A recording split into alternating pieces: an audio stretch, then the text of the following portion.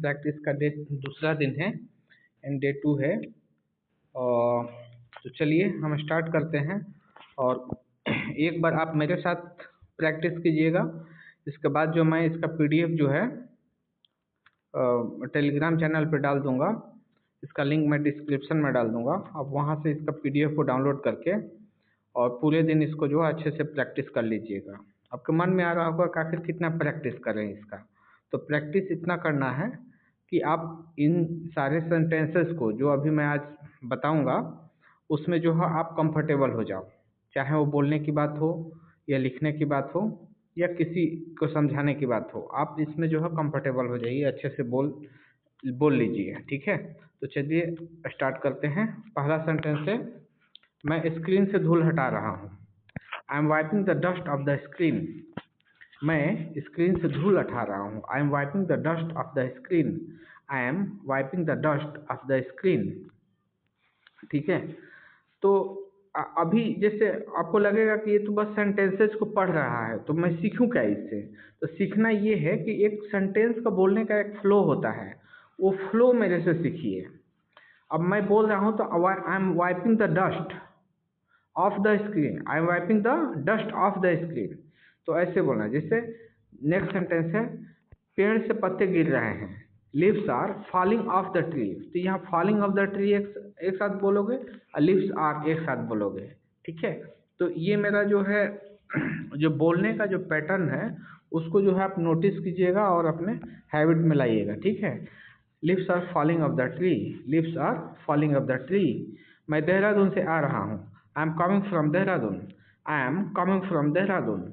I am coming from Dehradun. Next sentence is, थोड़ा खिसकिए। Kindly move a bit. थोड़ा खिसकिए।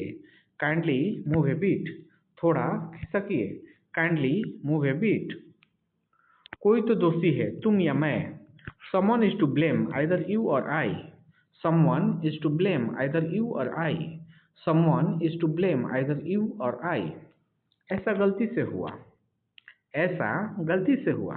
It's happened by mistake. ऐसा गलती से हुआ। It happened by mistake. It happened by mistake. ठीक है। नेक्स्ट सेंटेंस इज, तुम मुझे रोक नहीं पाओगे। तुम मुझे रोक नहीं पाओगे। You will not be able to stop me. You will not be able to stop me. तुम मुझे रोक नहीं पाओगे। You will not be able to stop me. ऐसा तुक्के से हुआ। ऐसा तुक्के से हुआ। It happened by chance. ऐसा तुक्के से हुआ। It happened by chance. It happened by chance. It happened by chance. ना खुद करते हो ना करने देते हो। ना खुद करते हो न करने देते हो। Neither you do yourself nor let do. Neither you do yourself nor let do. Neither you do yourself nor let do. Neither you do yourself nor let do. ना खुद करते हो ना करने देते हो। Neither you do yourself nor let do. Okay. Now next sentence is sentence number 10. इसमें क्या है, आपको मैं कैसे समझाऊं। आपको मैं कैसे समझाऊं। How do I make you understand? How do I make you understand? How do I make you understand? How do I make you understand? ठीक है। नेक्स्ट सेंटेंस इज, वह कपड़े सिलाई कर रही है। वह कपड़े सिलाई कर रही है। She is stitching clothes. She is stitching clothes. She is stitching clothes. She is stitching clothes. वो कपड़े सिलाई कर रही है। Okay. Now next sentence is, यह मकान किराए के लिए खाली है। यह मकान किराए के लिए खाली है। This house is to let. तो यहाँ टू लेट मतलब किराए के लिए खाली होना, ठीक है। आप ये जगह जगह पे कहीं देखे होंगे, ये बोर्ड लगाते हैं लोग मकान के सामने, जिनको अपना मकान किराए पे देना होता है। तो ये अच्छा है कि आप अपने ये बोलने के लिए कि this house is to let. This house is to let. Now next sentence, ये चप्पल ज़्यादा दिन तक नहीं टिकेगी। ये चप्पलें ज़्यादा दिन तक नहीं टिकेगी। This sleepers are not going to stay long. This sleepers are not going to stay long. This sleepers are not going to stay long. This sleepers are not going to stay long. Okay, next sentence is operation theatre किस ओर है? Operation theatre किस ओर है? which way is the operation theater? which way is the operation theater? which way is the operation theater? which way is the operation theater? Operation theatre किस ओर है? which way is the operation theater? Next sentence is उस पर पैसे चोरी का इल्जाम है। उस पर पैसे चोरी का इल्जाम है। He is accused of stealing money. He is accused of stealing money. He is accused of stealing money. He is accused of stealing money. उस पर पैसे चोरी का इल्जाम है। वो शायद ही कभी मुझसे मिल पाए। वो शायद ही कभी मुझसे मिल पाए। I don't think he could ever meet me. I don't think he could ever meet me. I don't think he could ever meet me. वो शायद ही मुझसे कभी मिल पाए। I don't think if he could ever meet me. I don't think if he could ever meet me. Next sentence is काश मैं तुम्हारा होता। I wish you were mine. काश मैं तुम्हारा होता, not हाँ, काश मैं तुम्हारा होता। I wish you were mine. I wish you were mine. काश मैं तुम्हारा होता। मैंने बहुत कोशिश की बट सब बेकार। I tried a lot but all in vain. कभी कभी जीवन में जो निगेटिविटी आती है तो हमें लगता है कि हमने तो किसी काम को करने के लिए, या चाहे कोई कम्पिटिटिव एग्जाम है या कोई काम के लिए, अपने बहुत कुछ एफर्ट लगाते हो लेकिन उसमें सक्सेस नहीं हो पाते हो, सफल नहीं हो पाते हो, तो ऐसे शब्द मन में आता है। I tried a lot but all in vain. I tried a lot but all in vain. But इस निगेटिविटी को सोचना नहीं है, बस ये सीख जाना है, इसको बोलना नहीं है, ठीक है। I tried a lot but all in vain. I tried a lot but all in vain. ओ मुझे दूसरा मौका ना दे तो। ओ मुझे दूसरा मौका ना दे तो। What if he doesn't give me another chance. What if he doesn't give me another chance? अभी लंबा सेंटेंस है, इसको मैं बोल रहा हूँ, एक देखिए कैसे बोल रहा हूँ। What if एक साथ, he doesn't give me एक साथ, another chance एक साथ। What if he doesn't give me another chance? What if he doesn't give me another chance? ठीक है। नेक्स्ट सेंटेंस इज ये पेन है या फिर, is it pen or what? ये पेन है या फिर, is it a pen or what? Is it a pen or what? क्या हो अगर वो तुम्हारा दिल तोड़ दे तो? क्या हो वो अगर तुम्हारा दिल तोड़ दे तो? What if he breaks your heart? What if he breaks your heart? What if he breaks your heart? What if he breaks your heart? क्या हो अगर तुम्हारा दिल तोड़ दे तो? What if he breaks your heart?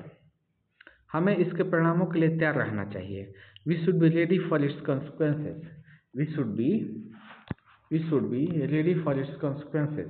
We should be ready for its consequences. We should be ready for its consequences. Next sentence is कल्पना की शादी की शुभ तिथि 13 अप्रैल 2013 है। ठीक है, अभी कुछ भी अपने से डेट बना लीजिएगा, ठीक है। The auspicious date of Kalpana marriage is 13 April 2013। तो इसमें आपको याद करना क्या है, तो ऑस्पिशियस डेट। ऑस्पिशियस डेट का मतलब होता है शुभ तिथि।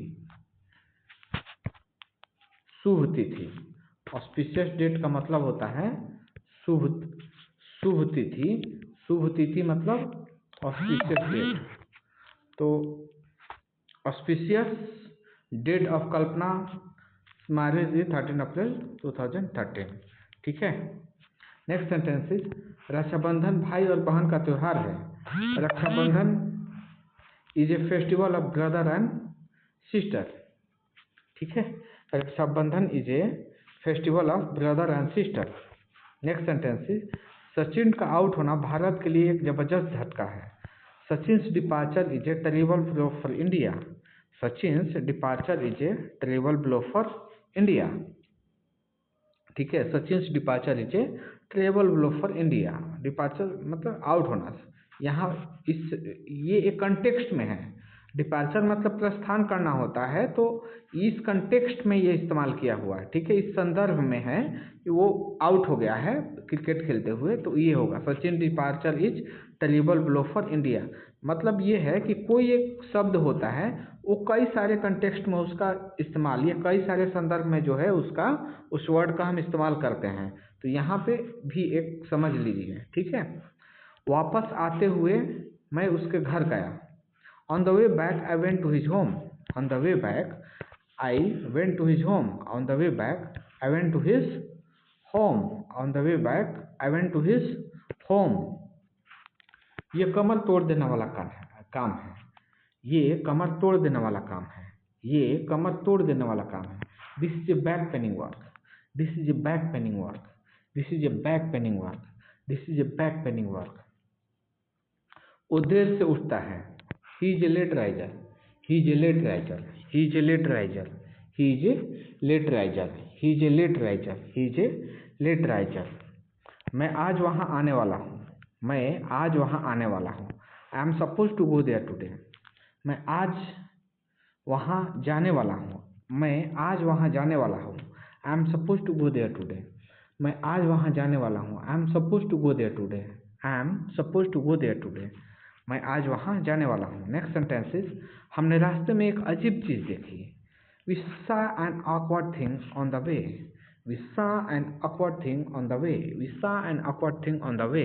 हमने रास्ते में एक अजीब चीज़ देखी। We saw an awkward things on the way.